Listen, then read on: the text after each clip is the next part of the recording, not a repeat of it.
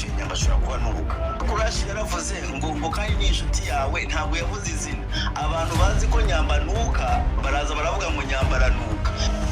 yaje kuba TikTok yose yuzura ko nyamba nuka asigaye arwaragurika asigaye nyine ubuzima bw'ubona ko ubuzima buri muri danger nyamba bashobora baramuroze kumuka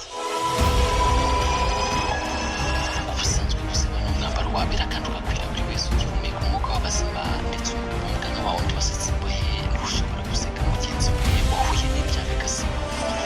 kibura nuko buri wese ku isi yanze akunze agomba kuzasiba ariko burya nta wifuza kuzasibira mu ruhame aho imbaga y'abantu runaka bazawiwe nene kuko umunyarwandakazi miss nyambo ariko zihabwa inganuka hagati y'amaguru mu myaka hafi 5 yari amaze mu ruganda rwa sinema nyarwanda nta wari warigize ishuri ry'umuntu we ngo bivugire ku karubanda nk'uko uyu munsi biri gukorwa mu mudendezo kugeza ubu birasa naho bigoye kwemeza ko uyu cyangwa uriya ari uwahishuye bwa mbere ko miss nyambo kuko na DJ Clash wabigeretsweho yahindutse umwere nyuma yo kwisobanura muri ubu buryo icyo nagira ngo ubaze kandi ugerageze ube honete sibyo